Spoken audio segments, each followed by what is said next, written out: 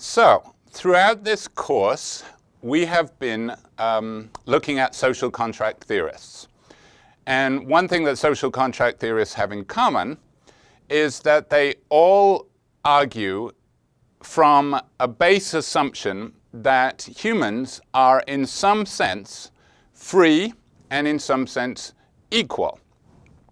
But what exactly they mean by free and equal differs from theorist to theorist. And of course, this is in rejection of political naturalists like Aristotle or Filmer, who argue that we're not naturally equal, that some are on a higher level than others in some kind of hierarchy, so that it is natural that the ones higher up should control the ones lower down.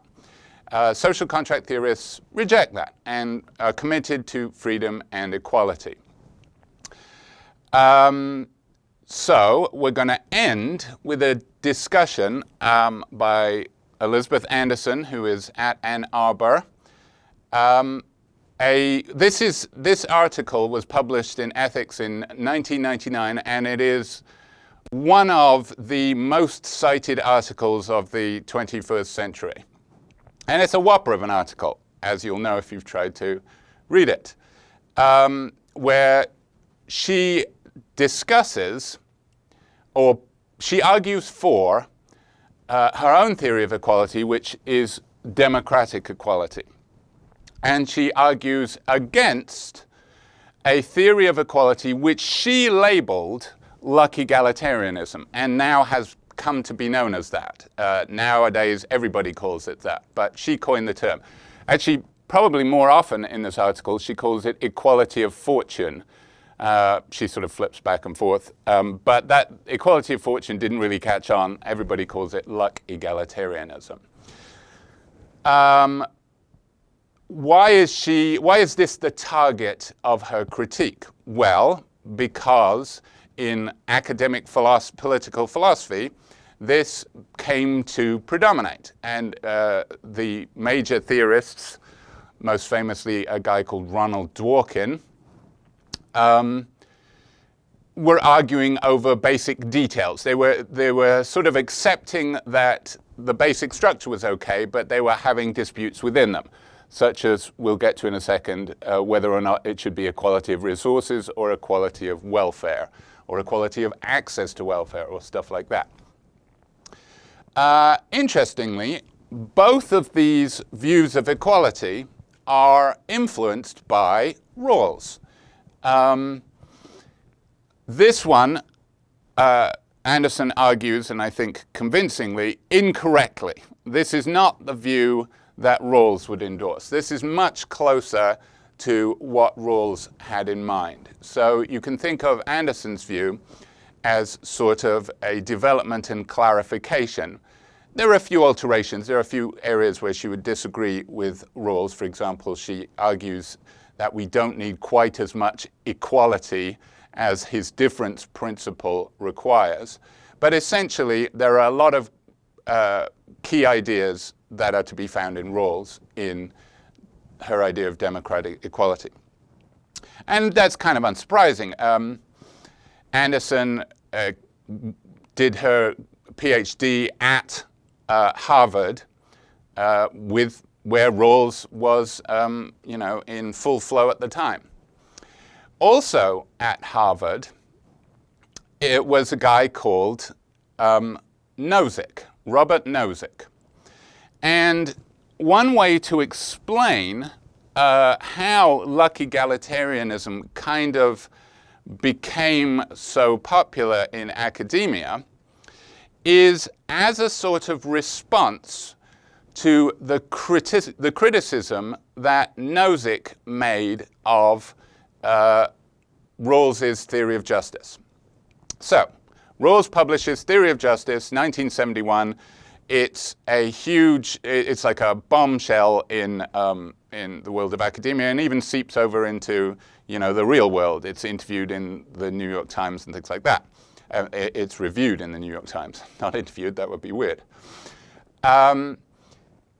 Nozick, as a response to this sort of magnum opus that Rawls had been working on for decades, sort of sat down and dashed off this work called Anarchy, State and Utopia, which, if anything, became more popular. People would be seen reading that on the New York subway. And there's a good reason why it was more popular. It's a lot more accessible than Rawls. Even today, in introductory textbooks, Rawls and Nozick tend to get paired together. There'll be a sort of chunk from Rawls explaining the original position, and then there will be Nozick's criticism of Rawls. Nowadays, I think Nozick's criticisms have sort of faded into the background. But they're interesting because they're one of the most reputable defenses of libertarianism in academic philosophy. So I'll give you a sort of potted summary, very potted summary, as a background for Luck egalitarianism. What Nozick argues is, or his key point is, that liberty disrupts patterns. And his most famous example is the Wilt Chamberlain example. And having taught this over the years, you know, I've altered it to Michael Jordan, to LeBron James. I don't know who it is right now. The best player in the NBA is Nikola Jokic, but most people don't really know that. Anyway, here's the idea. Imagine you live in an egalitarian state where, in the simple sense, where the government tries to maintain a pattern that treats everybody equally. And think of this in terms of a distribution of stuff. And suppose the government manages to achieve that, and everybody has equal stuff. But then, in this society, Wilt Chamberlain is playing basketball. And to this day, Wilt Chamberlain's stats in basketball are just ludicrous. You know, he's the only person ever to have scored 100 points in a game, and he would get like 50 rebounds in a game. Just ridiculous. And then he was told that he was selfish, so the next season he led the league in assists. Kind of ridiculously talented. Okay, so Wilt Chamberlain is playing basketball. Everybody just wants to see Wilt. Now, he gets the same pay as everybody else in the NBA because this is an egalitarian society. But of their free will, people want to reward him for being the reason that they come to the games. They don't really care about anybody else. They just want to see Wilt. So they give him money freely. You know, there's a little box outside the arenas, and they put in their extra 10 cents or whatever as they go into the game. This free action by citizens doing what they want disrupts the pattern. It means that that Wilt Chamberlain now has way more than everybody else. But what Nozick is arguing is this can't be unjust because everybody wants it. And if you try and prevent this, you are restricting people's liberty. And he says liberty is more important because he's a libertarian. So you can't, so in a sense, any attempt at liberty is going to be an attack, any attempt at equality is going to be an attack on liberty. And he comes up with his own theory of justice to sort of counter Rawls's, which is very simple and easy to grasp. So consequently, every beginning student always sides with Nozick because it's much easier to read, and you know, his examples are so vivid. The basic idea is if everybody start from an assumption that everybody has a right to the stuff that they have. Nozick is influenced by Locke. Imagine Locke's version of you come to acquire property in the state of nature by mixing your labor with it. It's yours by right. So what is a just distribution of goods? It's a distribution of goods that is arrived at by fair exchange from this beginning point where everybody owns their stuff. So is it right that Jeff Bezos should have $1 billion? Well, if he got it lawfully by exchanges that were freely entered into, then yes, because the people who originally had the money wanted to give it to Jeff Bezos. They did it legitimately. There was no theft or anything involved. So therefore, where's the injustice? And of course, this will lead to massive inequality, as we see today. But if you try to fight this, you will be fighting the will of the people. All right. Now, there's all kinds of responses you can make to this. But one problem, of course, with a libertarian state of the one that Nozick envisages is that essentially people will starve to death, right? You give all your money to Jeff Bezos, you can't afford to feed your kids, the kids will die of starvation. Libertarians' response is, oh, that won't happen because of charity. People will set up charity. But charity is much better than the government because charity is done by people who want to do it. There's something good about being charitable.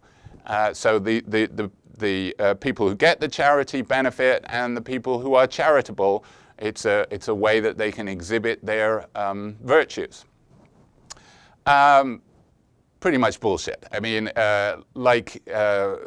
what is it? New Hampshire has the lowest tax rate or something, but also the lowest charitable donations. Now, don't quote me on that, but I heard that once. Research that. It just doesn't seem to be the case that when you cut taxes, that the charity will take over and do everything that the welfare state would. Okay, so what do we do? Well, the suggestion of the luck egalitarians is basically Nozick gets a lot right, and one of the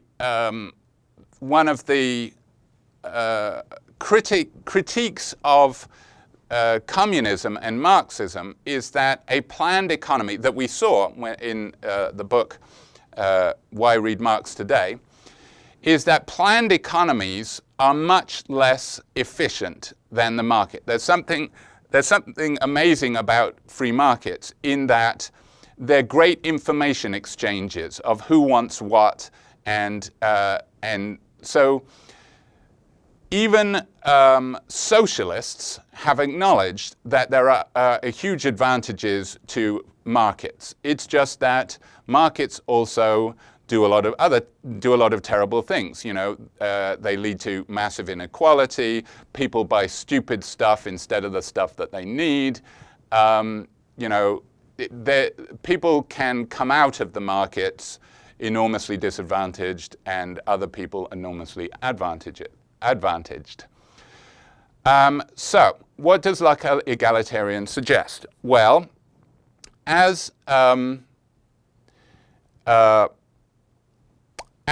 Anderson points out, they make a distinction.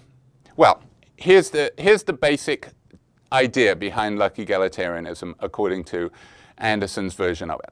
And notice that she's lumping together a huge number of different theories. Remember, there's something called the narcissism of small differences that is beautifully illustrated in Monty Python's Life of Brian, when Brian is trying to join, I can't remember which, the People's Front of Judea, and he said, "Are you the Judean People's Front?" And they're enormously offended. They say, no, we're the People's Front of Judea. Those other guys, they're jerks.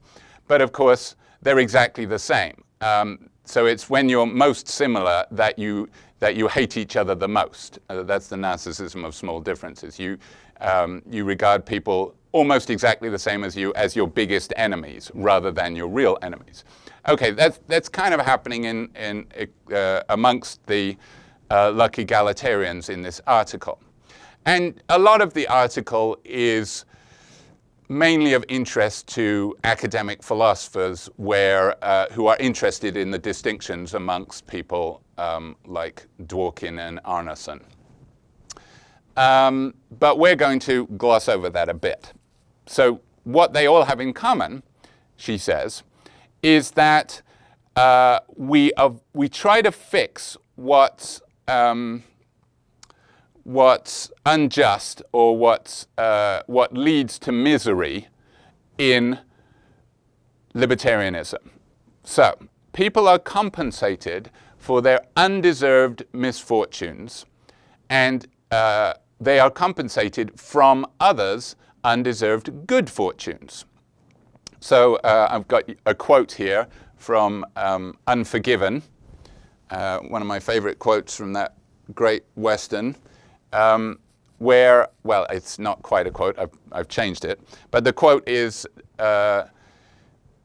somebody says to Clint Eastwood's character, well, he deserved it, or he deserved it, and he says, deserve's got nothing to do with it. Another one is somebody said, well, he had it coming, and Clint says, we've all got it coming, kid. Well, according to lucky egalitarianism, deserve's got everything to do with it. That is, the goal, the positive aim of lucky egalitarianism is that everybody gets what they morally deserve. And what they stress, and this is a point that Anderson agrees with, and this is a point actually that is to be found in Rawls. So that's the sense in which some of the inspiration for lucky egalitarianism does come from Rawls. Nobody deserves their natural endowments. So, for example, Wilt Chamberlain didn't deserve to be 7'2" and ridiculously athletic. I think he was 7'2". Wilt the Stilt, they called him. He was like not just tall, but he won like high jump competitions and triple jump competitions, just like, you know, because a lot of tall people are otherwise fairly average. They're not that athletic, whereas he was both tall and ridiculously athletic. So he won the genetic lottery in that respect. Of course, he also had to sleep in beds that were too small for him, and had to spend an awful lot on shoes. But he won the genetic lottery in that respect. And we use the phrase genetic lottery, so just to indicate that you don't really deserve it. Nobody deserves the winnings from a lottery. So what they're going to try and do is equal out what the mistakes that nature made. So in this sense, the subject of justice for them is the natural order.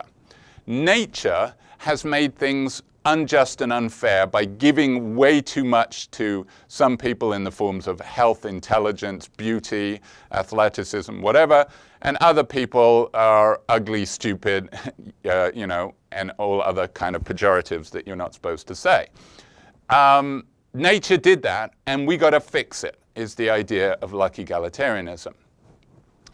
But taking to heart the criticisms of libertarians, we don't want it to be the case that in fixing what nature screwed up, we take away from people's freedom. So Nozick's main criticism of, as he calls it, patterns, which is what he thinks any view of justice that has a he calls them time slice views of justice that say, that have a picture of the correct ordering of goods in society that is ahistorical. That is, you can tell at any snapshot of a moment in time whether or not society is just. His view is historical. He says, you can't tell just by looking at society and seeing that Jeff Bezos has way too much money and Elon Musk even more so, unless you know how they acquired it. So you can't tell whether or not a society is just unless you know the history of transactions. Whereas he thinks, this is not actually true of Rawls's, but he thinks that people like Rawls and who have a view of a correct distribution don't care about the history of how people arrived at that. But it's the history that is people's free choices. And if you don't care about free choices, you are insulting them. You're paternalistic to these to the people who gave the money to Wilt Chamberlain or Jeff Bezos or whatever. So they want to try and answer that criticism.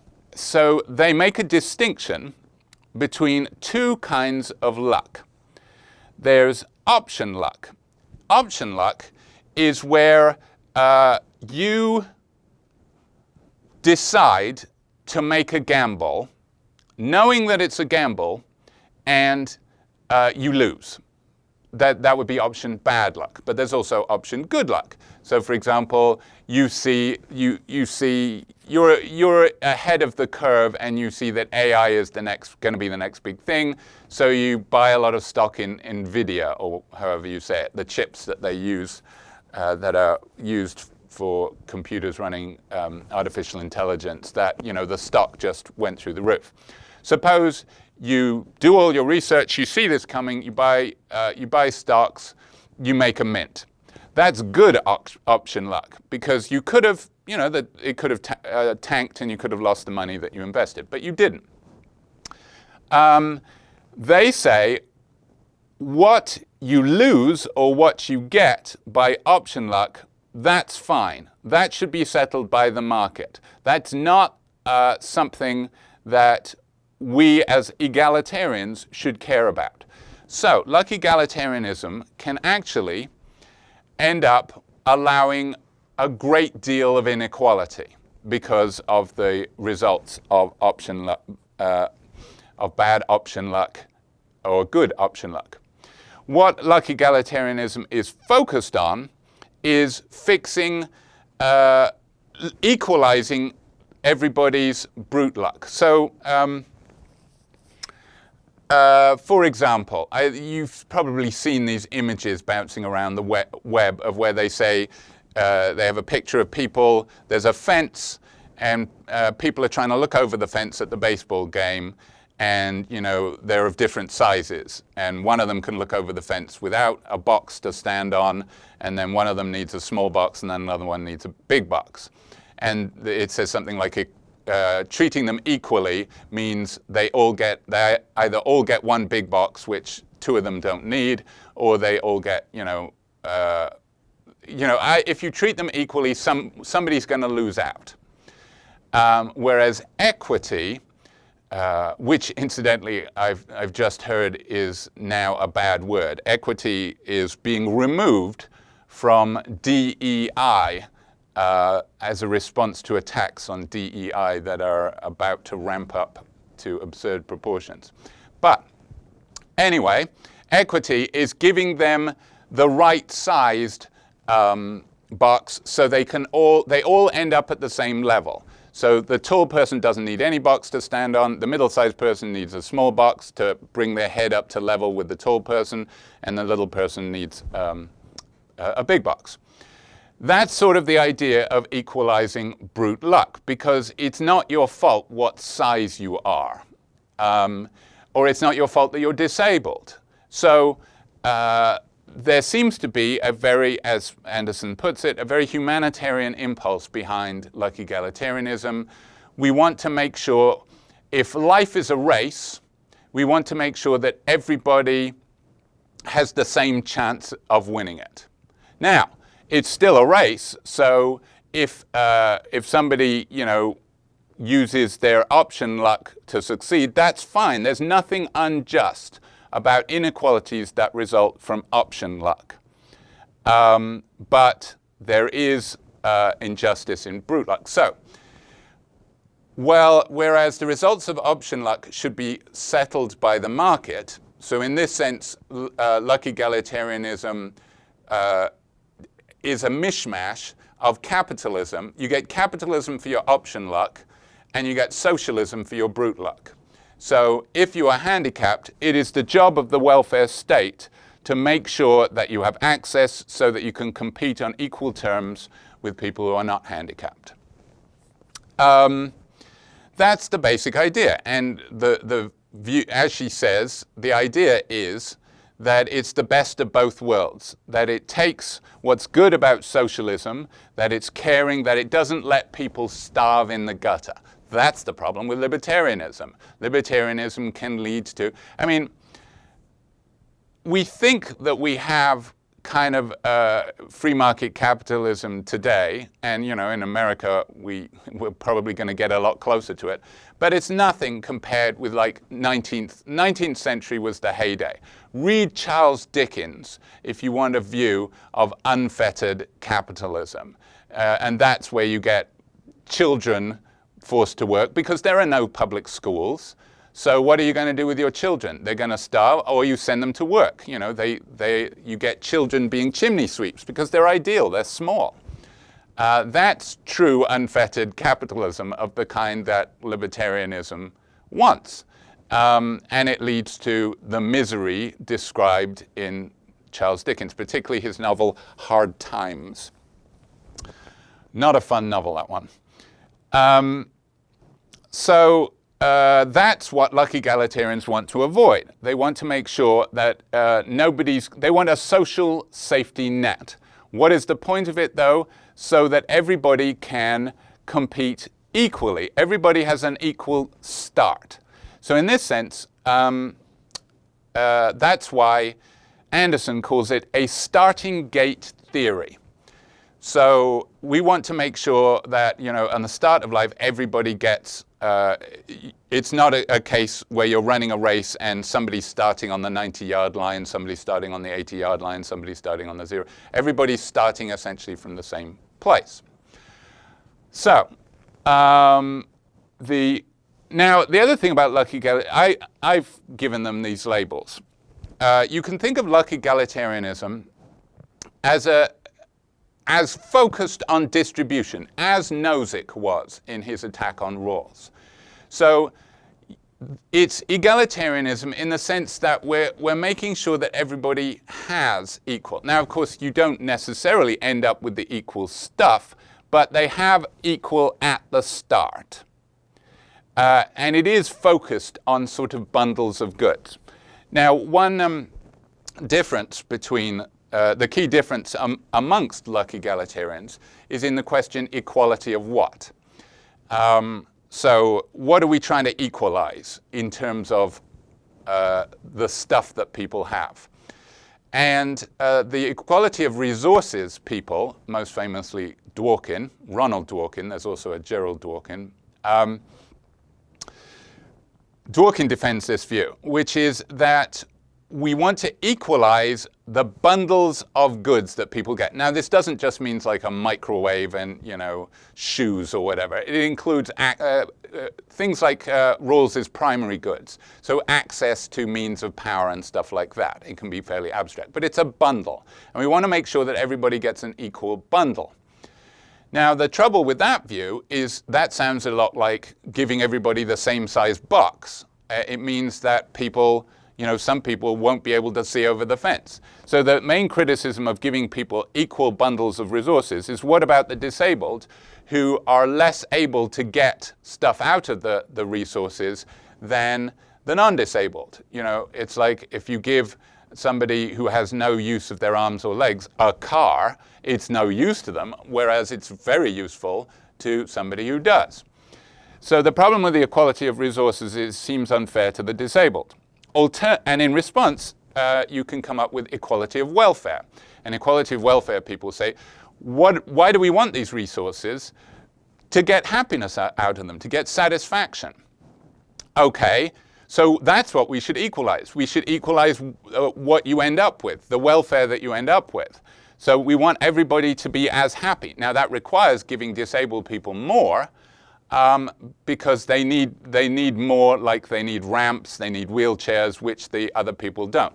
But they need more to get them to the same place. But that's equity. That's treating them equally in the right way. And the main criticism against that is, what about people who have expensive tastes? If I can be made happy with, $2 chuck, a $2 bottle of wine, whereas somebody else has tastes for incredibly expensive wine, they're not going to be happy with that. So in trying to make us both happy, you're going to have to spend a lot more on the person with expensive tastes. And that just seems unfair. It seems unfair to give people who have expensive tastes more because they have expensive tastes. It just seems ridiculous. So that's the main criticism of that view. What is Anderson's, or what are Anderson's criticisms of luck egalitarianism? Well, she says, let's look at the people who have bad versions of each of these kinds of luck. So the people who have bad option luck are essentially screwed. There's no duty, there's no state requirement to help them out. And she gives examples of people who can lose in bad option luck that shouldn't be abandoned by society, that it is unjust, and you cannot claim to be treating people equally if you abandon these people to their fate. So, for example, an uninsured driver who gets injured, luck egalitarianism would have a worse system than we do here. There's still, I mean, we have free health care for the people who have no money, but the people who crash their car because they took the risk not to buy insurance when insurance was available, you say, oh, we have no duty to help you. Now, and notice that this creates weird distinctions between types of victims. If you're blind for a reason because of option luck, then nothing need be provided for you. But if you're blind from birth, everything should be provided for you. What about people whose houses get destroyed? Think of Florida. Florida is rapidly moving to a state where there will be no insurance against natural disasters because it's just happening too often. The insurance companies can't make money there. Insurance companies are moving out of the state of Florida. But not to worry, I'm sure Ron DeSantis will make sure that everybody's taken care of. Anyway, what should we do with Floridians? Well, it's their option luck that they're living in Florida.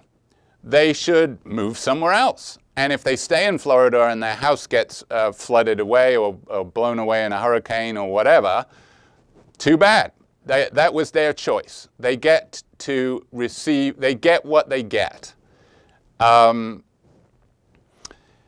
As she says kind of sarcastically, this is Anderson, you know, what? So should we all crowd into Utah? I guess Utah Michigan is actually pretty good as a place that is less plagued by natural disasters like earthquakes and floods and whatever.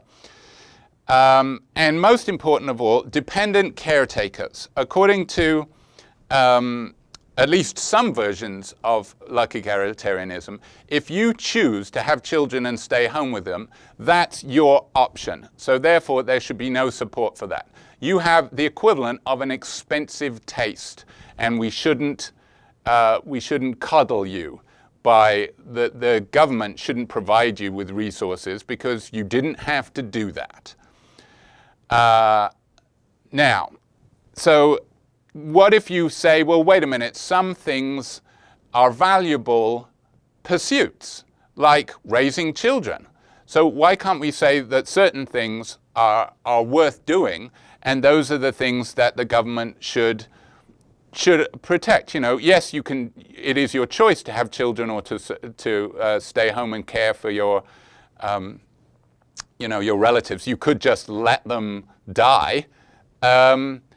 So it is your choice, but there are certain things that are valuable and that the state should recognize. Well, the problem with that is that luck egalitarians can't really, or argue that you can't really favor certain choices over others, because to do that, you are saying that certain tastes are more important than others, and you're not being neutral. The idea of the state should be neutral amongst ideas of what is valuable in life. And if, for example, you say that raising children is a valuable taste, but, I don't know, playing cards is not, then you are not being neutral. You are taking sides in amongst what is valuable in life. And of course, that kind of thing is the thin end of the wedge. Then the government might take sides against religion or something like that. But this is, so there is a reason why luck egalitarianism can't really say that certain kind of pursuits, even if chosen, should be supported by the state, because they're taking sides. And this is connected with an issue that I'll get to in a second. And now this, clearly, Anderson sees as ridiculous, and that this is a major failing of luck egalitarianism. So the main criticism of luck egalitarianism with respect to option luck is that it fails what she says is the fundamental test for egalitarian theory. The fundamental test for egalitarian theory is that the state should show equal concern and respect for its citizens. That's what it is to treat people equally. Now, what luck egalitarians even say that the state should show. Dworkin himself says that's what the state should do. But what Anderson's criticism is that their conception of showing equal concern and respect misses a key element. All it regards as making up what it is to show equal concern and respect. Luck egalitarians think that that means just making sure that they have stuff. What Anderson insists is that there is an expressive element, a very key expressive element to showing concern and respect to citizens. And this is illustrated by the failings that she identifies with luck egalitarianism. So she says, in saying, basically what the state is saying to people like this who suffer through bad option luck is that you're an idiot. You're an idiot. You deserve to suffer. You screwed up. Alternatively, the only alternative, because some luck egalitarians try and come up with a solution to avoid these bad consequences, but the solution they come up with is paternalistic. Now remember, paternalism is when you, something that Mill in particular was opposed to, which is to force people to do something for their own good. Remember Mill's harm principle, he says the only way that you can force people to do something is if they're harming other people. You can't force people to do something for their own good. That's paternalism, that's disrespecting them. So the solution to avoid things like uninsured people dying because they didn't buy car insurance and therefore have to be left by the side of the road by the ambulance because the ambulance will check. Oh, could you have bought car insurance? Oh, you could have and you didn't. You don't get the welfare state. The alternative is to force them to buy insurance. So basically taking money, literally taking their money and spending it on insurance rather than what other things that they wanted to spend it on. That is pure paternalism. So the only way to avoid people suffering from this is also disrespectful. It's saying you shouldn't be allowed control of your own resources because you'll just spend it on stupid shit and not on what you really need. So we're going to take that away from you and spend it on what you really need.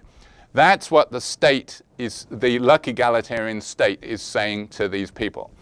So you either basically say, ha ha, you deserve to suffer, or you say, you're too stupid to handle your own funds. Both of those things fail this test, according to Anderson. They're not showing equal concern and respect.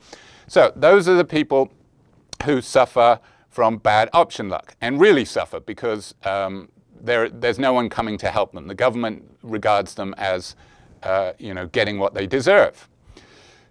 What about victims of bad brute luck? They do get helped by luck egalitarianism. But so even though they're getting help from the state, again, this is failing to show equal concern and respect because They do get help, but it's help motivated by pity. As she says, the attitude that is assumed between the haves, and by the haves we're talking about people who have genetic endowments, that they have intelligence, beauty, strength, just they won the genetic lottery. So we're not talking in terms of things that they got because of gambles that they made. It was just what they were given by nature. So the haves, the rich, the beautiful, the healthy, whatever, money is taken from them because that's this part. People are compensated for their undeserved misfortunes from others' undeserved good fortunes. So this is where money would be taken from Wilt Chamberlain because he didn't deserve to be tall and strong, and would be given to people who are not tall and strong, who are not able to compete in the marketplace. So the help is motivated by pity, and the have-nots have envy towards the haves. This is the kind of structure of interaction that luck egalitarianism encourages.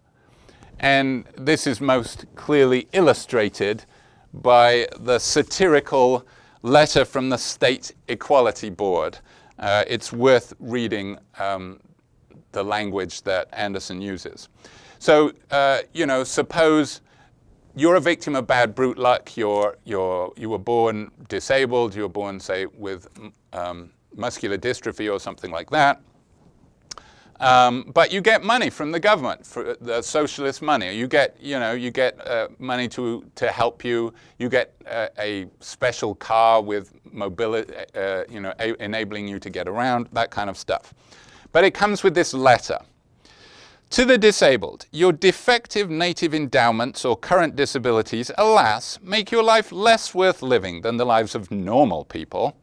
To compensate for this misfortune, we, the able ones, will give you extra resources, enough to make the worth of living your life good enough that at least one person out there thinks it's comparable to someone else's life. What she's referring in that last part is from one of the luck egalitarians' ways of computing exactly how much is owed. And it's this kind of, so a lot of what they write about is what you would actually put into practice. And they're very kind of weird systems. Like, for example, Dworkin works out how much money people should have by imagining a kind of insurance marketplace where people behind a Rawlsian veil of ignorance have to decide what insurance they're going to buy without knowing what kind of conditions they would have. That's the kind of sort of intricacies that debates amongst luck egalitarians get into. So people get money, but this is not expressing a view that you are equal. Sure, you're getting stuff to ensure that you don't starve, but you don't get a sense of that you are valued equally by your state, by your society. You are regarded as kind of a leech on society. That's the attitude inculcated by luck egalitarianism, according to Anderson. And there are other bad effects too. For example, there is a huge incentive to portray what was actually bad option luck, which you won't get any recompense for, as bad brute luck. So there is an incentive for people to argue, of course, I lost all my money gambling, but I'm a gambling addict, and that's not my fault. That's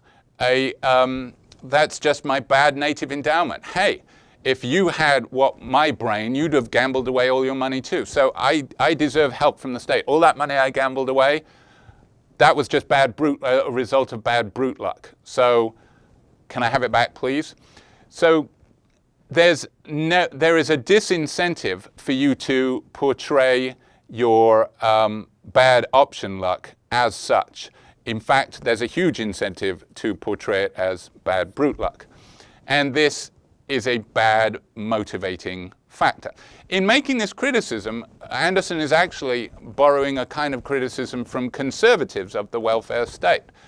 So it's an interesting article because she draws criticisms even from someone like F.A. Hayek, who is very much not an egalitarian, but she says that, you know, luck egalitarianism deserves these criticisms. So, what's gone wrong? Why has, she starts the very article by saying, if, you know, recent work on equality, like by the luck egalitarians, had been written by conservatives as kind of a satire, it couldn't be any worse. What's gone wrong? Why has this happened? What's the mistake that luck egalitarians have made? So let's look at the differences. So let's contrast the views of equality.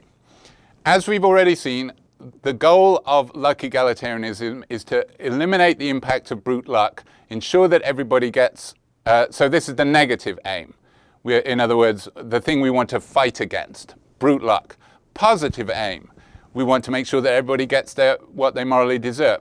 And both of these assume that the sphere of justice, the area that we should be looking at if you want to make the world just, is the natural order. This is the well, not the number one, but this is a huge mistake that luck egalitarianism falls into, according to Anderson. And she says, look, you can tell that something's gone wrong because look at actual social movements that are trying to achieve equality, like the civil rights movement, or gay liberation, or whatever, or disability rights activists. What do they care about? And it's not the things that luck egalitarianism cares about. It's ending oppression. That's the point of equality. Oppression is the enemy of equality. And notably, this is not something that luck egalitarian achieves, because luck egalitarianism could allow hugely unequal patterns of distribution on the grounds that they're on the basis of option luck.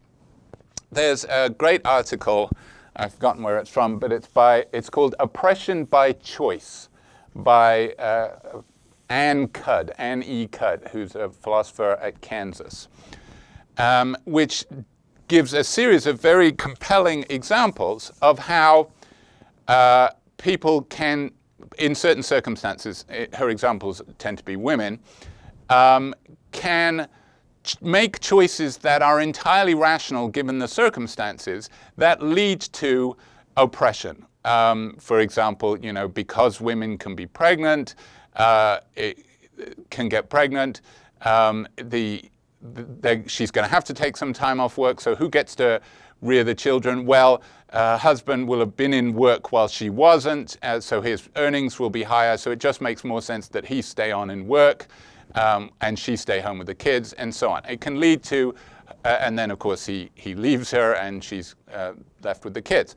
So you can make choices that are entirely rational and sensible, and they can lead to you being in a very disadvantaged state through no fault of your own. This is the kind of oppression that is entirely possible in a luck egalitarian background. But if that's possible, then this is a bad view of egalitarianism, because egalitarianism should fight oppression. It shouldn't allow it. A society that is egalitarian shouldn't have oppression in it. Okay, so the positive aim of egalitarianism, as she sees it, is to create a community where people stand in a relation of equality with respect to each other.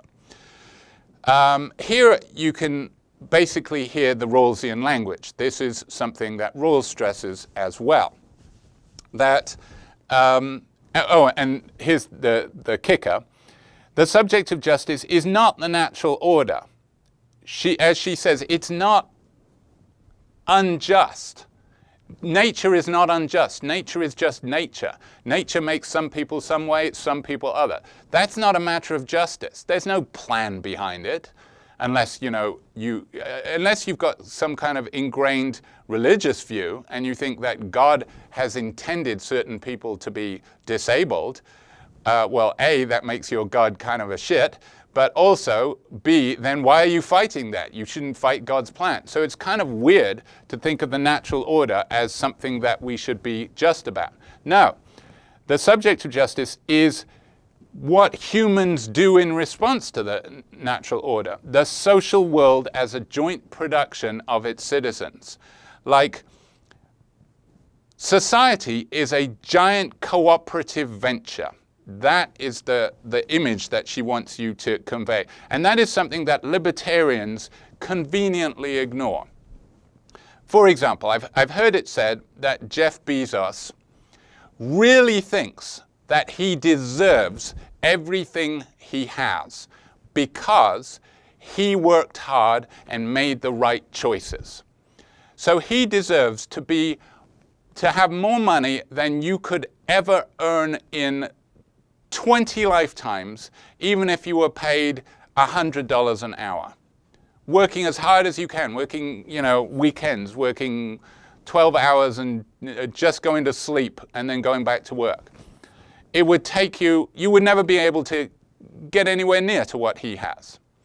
But he deserves it. Why does he deserve it? Because it's that's something that luck egalitarianism could kind of endorse because he got good option luck. Whereas what Marx, of course, pointed out, and actually Rousseau, is that if Jeff Bezos had been on a desert island, being exactly as intelligent, being just as intelligent and canny and so on, he would have nothing.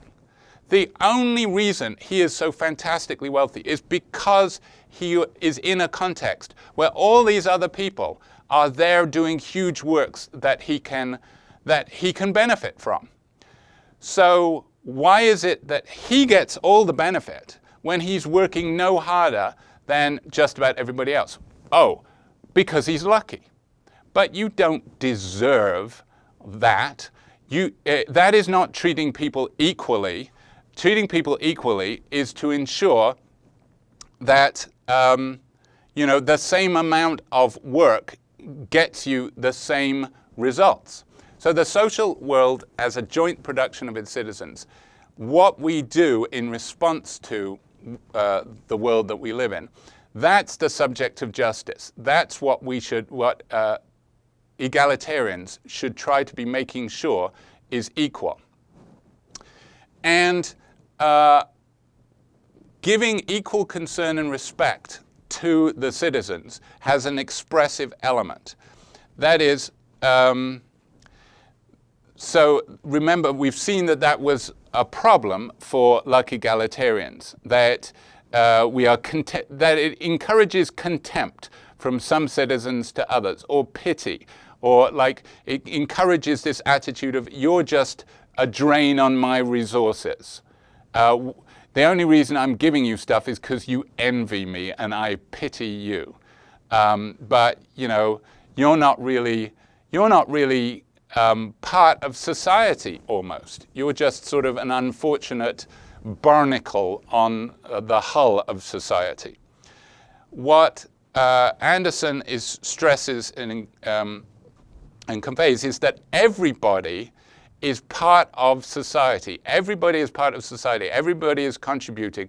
The shittiest jobs are usually the most necessary. This is a lesson that you think we would have learned from the pandemic, that everybody thought that the pandemic was going to lead to this great leveling. Suddenly people realize how valuable essential workers are.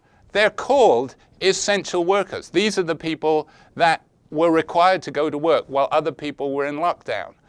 And they're still paid the shittiest. But they're essential workers. This is something that Anderson rails against. Essentially, that everybody is contributing And you should be so grateful. Jeff Bezos should be a hell of a lot more grateful to everybody who works for him, because if they weren't working for him, he wouldn't be able to do the cool shit that he gets to do. He would have to be doing the shitty stuff. So acknowledging that, understanding that you're part of this huge cooperative venture, is something that egalitarians really have to stress.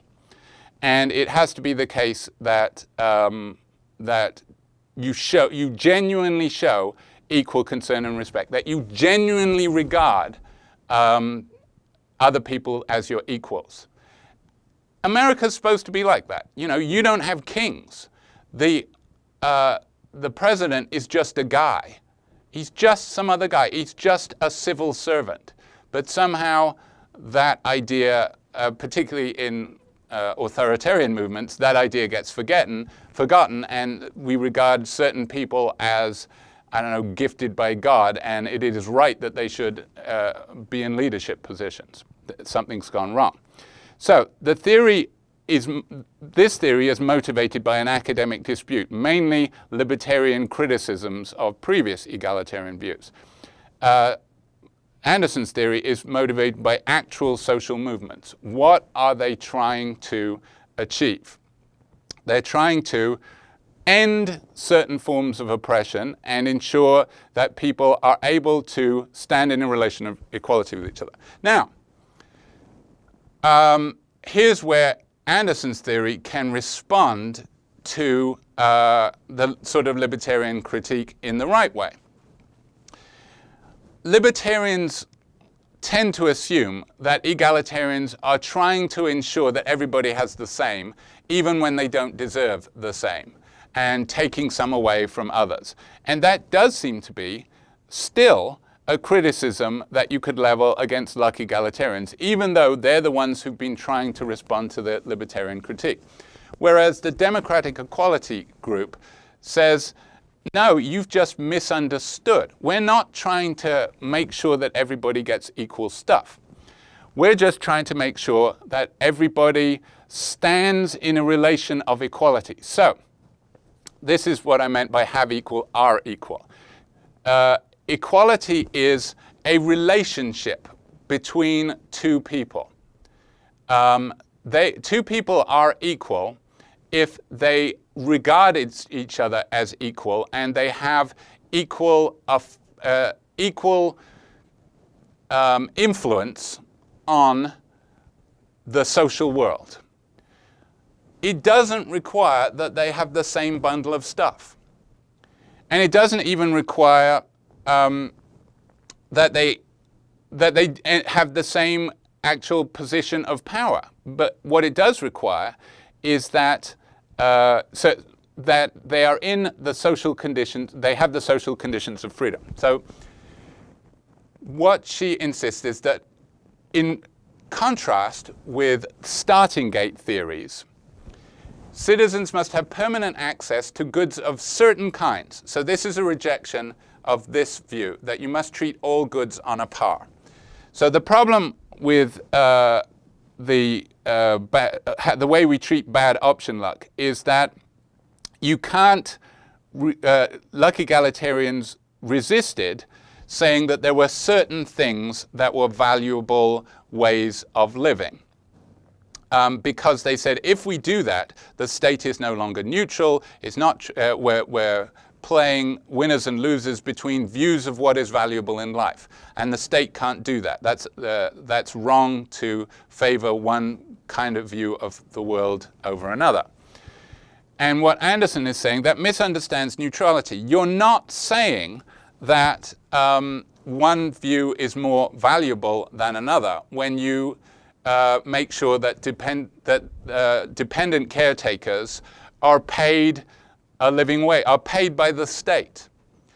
What you're acknowledging is that dependent caretakers is part of a social world and is essential to the social world.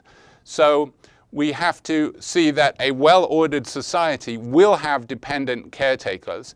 They are an essential part of society, so it should be ensured that they are valued by the social world. So there are certain kinds of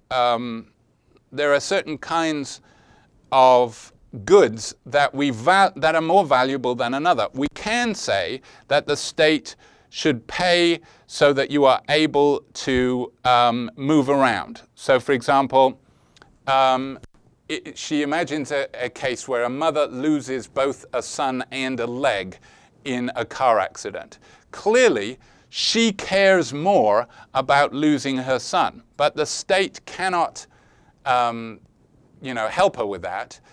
And it's not the state's job. The state's job is to ensure that she is able to get around and be regarded as an equal member of society. So the state should make sure that she gets a prosthetic leg. And it's not that they're picking favorites in her interests. They're not saying that one interest is more valuable than another. They're saying that it is the state's job to ensure that she can get around. It's not the state's job to deal with her emotional losses. So here's a key difference that is related, that explains that difference between these two. What determines what people are entitled to?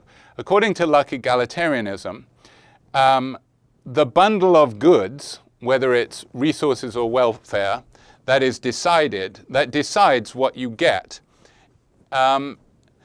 is determined by the preferences of the people that get them. So, for example, if we're giving people equal welfare, clearly what you value is going to determine what gives you welfare, because welfare is actually analyzed in terms of preferences that are satisfied. So you getting welfare is going to be determined by your preferences. And so what counts as treating people equally will depend on what they value.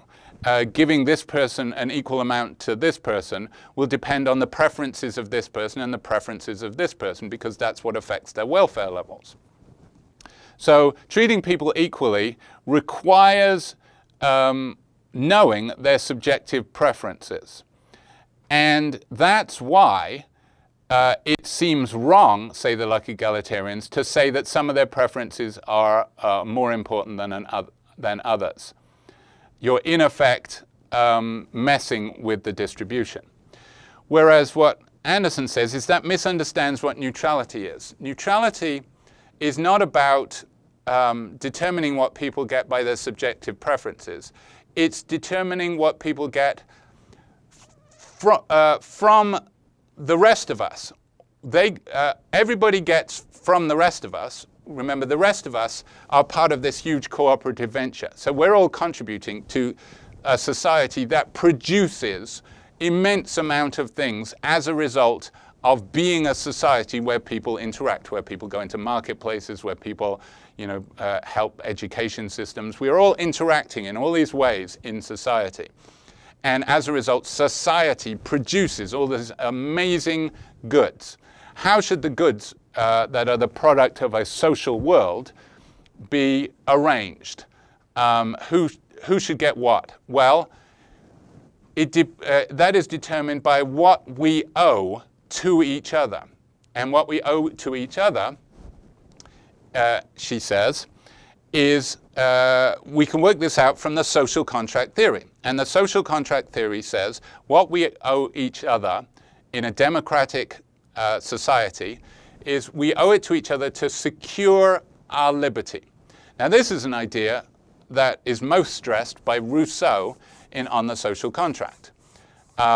Remember, he says that men are born free and everywhere they're in chains. How did this come about? I don't know, which is a weird thing to say because he does know, because he wrote the Discourse on the Origin of Inequality. But then he says, how can we fix it? I think I can work that out. So his idea in the social contract is to try and construct a system of interaction that ensures that nobody is oppressed, nobody is unfree. Everybody's freedom is maintained equally. And Rousseau, above all, stresses that freedom requires equality. That's why I've said Rousseau. Because he is the one who points out that when you have inequality, you have dependence. That's the discourse on the origin of inequality. What's bad about inequality is that it means that some people are dependent on others. Of course, Marx takes this idea and runs with it, with the idea that the bourgeoisie having control of the means of production, and then the proletariat have to work for the bourgeoisie, who then exploit them. Because otherwise the proletariat will literally starve. So they are forced, their freedom is impacted, they cannot do what they want to do, they have to work for the bourgeoisie because they are dependent on them. So the goal is to secure their liberty. So Anderson points out is, hey, libertarians and egalitarians agree on this. The point is liberty. The point is to ensure freedom. What libertarians miss, though, is that the social conditions of freedom are equality. Now, why do libertarians miss that? Because they have this view, like Jeff Bezos, that ignores everybody else's contribution. They just say, well, I put in this amount of work, I got this amount back, it's mine. There's clearly the stuff that I got back is just as a result of my work, so I deserve it. When what that ignores is everybody else's contribution. It's not as if, it's just a black box where you put in work and you get stuff out. It's everybody working together. So the way you secure liberty is securing the social conditions of freedom, which require equality. Because, as she says, the social conditions of living a free life is that one stand in relations of equality with others, on page 315. And look what equality gives you that helps with liberty. If you're equal, then people can't force you or coerce you.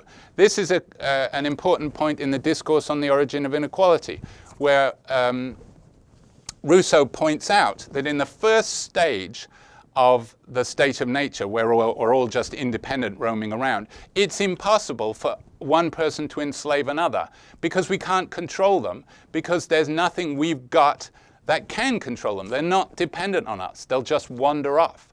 So the only way that oppression can start is if inequality already exists. But if you preserve equality, then oppression can't happen. People are not marginalized. That's the other thing, and here you can draw a lesson from Mill. One of the things that Mill points out in On Liberty is it's not just about politics, it's about civil society too, and that there can be oppression in civil society by mores and by certain people making other people outcasts. We have to live in a social world that isn't just a political world, it's a social world.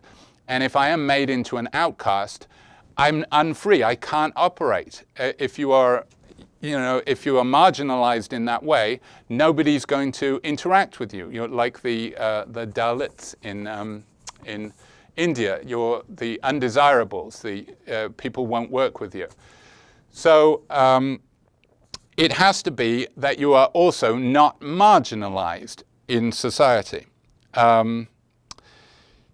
You can't be dominated or exploited, those kind of things. We have to ensure that you are not exploited, not dominated, not oppressed, for you to be free. How do we ensure that? By treating you equally. Then she goes into an analysis of the right understanding of freedom based on work by the Nobel Prize-winning economist and philosopher. He has a view of freedom in terms of capabilities, where capabilities are achievable functionings. And as he defines it, functionings are states of being and doing that reflect one's autonomous ends, things that we do because we want to. And capabilities are the set of functionings that one can achieve. So we want to make sure that people have equalized capabilities in the right areas. We want you to, the functionings that are important are functioning as a human being, functioning as an equal participant in a system of cooperative production, and functioning as a citizen, which requires both political and civil society freedoms. So if we understand freedom this way, rather than simply freedom to buy what we want and sell what we want, as libertarians do, then we have a conception of freedom where it is clear that it requires equality. So what democratic equality guarantees, the last part of the article, she's responding to typical criticisms from conservatives of egalitarian systems, like that they sap motivation. This is the number one criticism of the welfare state, that if you give people welfare, they won't work. They'll just they'll just suckle off the teat of society, and society will grind to a halt because people aren't forced to work, as they should be in capitalism, and that's the Marxian analysis. So she counters these criticisms in various ways. For example, she says, well, luck egalitarians can't make this criticism because we've already seen that they have a huge incentive to present your bad option luck as brute luck, to present yourself as unable to work. But the other thing is, look, we're just saying what democratic equality guarantees is effective access to levels of functioning. One of the luck egalitarians that she's most critical of, and I can't say his name correctly, he's a Dutch guy, Van Parijs, P-A-R-I-J-S. He literally defended a view that the state should pay surfers. They should pay them to surf because their welfare counts the same as everybody. That's egalitarianism, and they get welfare from surfing. Anderson says this is what gives egalitarians a bad name. No, we don't have to do that. We do have to ensure that people function as human beings. So yes, they get the surfers can get a minimum, but it's basically they're going to have to sleep on the beach because they're not going to be able to afford anything fancier than that. They just get minimum so that they don't die. But what it guarantees is that if they decide to work, they have access to the workforce. So, for example, I assume it would allow you to work even if you didn't have a permanent address. What you are guaranteed is access to levels of functioning. It's there for you to take, but you don't just get handed it. So you do have to, because part of what it is to be a citizen is to contribute. That's what it is to be part of a community where people stand in relations of equality. If you're not doing your share, you are not showing your respect for everybody else. So it cuts both ways. This kind of egalitarianism, viewing the social world as a cooperative venture, you've got to understand that it's not just you. I mean, Arnold Schwarzenegger gave a famous commencement speech where he says, I'm not a self-made man. And he details all of the people that had to exist for him to succeed. This is making Anderson's point that, you're not a Robinson Crusoe, as she says. Libertarians regard us as all as sort of Robinson Crusoes, where the stuff we get is entirely our doing. No, we're all contributing. But the flip side of that is you have to contribute. You can't be a lazy freeloader. You're not, and you're not given the same amount of stuff. So, for example, we're not trying to raise everybody up to equal levels. We're just ensuring that you're given the amount of stuff so that you are sufficient for you to stand as equals, to be regarded as equals. You can be regarded as equals and have very unequal amounts of stuff. And it must be over the course of a life. That is, it's not a starting gate theory where people are given, people start with a bunch and then they could lose it all. It keeps people going throughout their life. Even if you happen to have disasters happen to you, the state has to step in. And they don't make decisions. The worst thing about luck egalitarianism is the state is in the business of deciding, oh, were you responsible? That's one of the worst things about luck egalitarianism. It judges you all the time. She says, no, we're not asking, do you deserve what you've got? We're asking, what are we obligated to give you to treat you as an equal? And we don't give a shit what you do with your actions. It's what we owe you. There you go. Huge, complicated discussion boiled down into the bare essentials.